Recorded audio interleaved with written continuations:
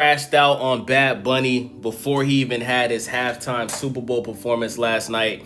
And it's obvious that Jake Paul is MAGA. Jake Paul is ignorant. Jake Paul is biased.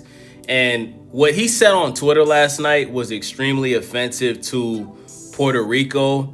And the whole hypocrisy of Jake Paul's statements, before we get into it, is, for those that don't know, Jake Paul is a resident of Puerto Rico. Okay, he has a Puerto Rican citizenship, right? Even though Puerto Rico is a part of America, but he lives in Puerto Rico to avoid having to pay taxes over here in America, right? I've seen Jake Paul represent the Puerto Rican flag during his fights. So for Jake Paul to come out and make these statements, it just goes to show that Jake Paul has a low IQ level, man. It's obvious that he doesn't understand how stupid he made himself look last night, right?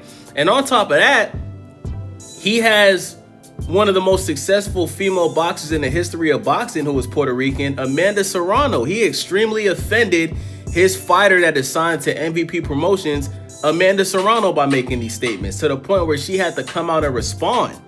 So this is what Jake Paul had to say, y'all.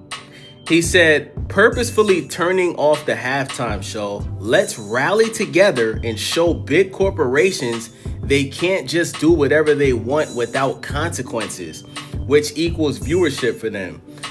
You are the benefit. Realize you have power. Turn off this halftime. A fake American citizen performing who publicly hates America. I cannot support that."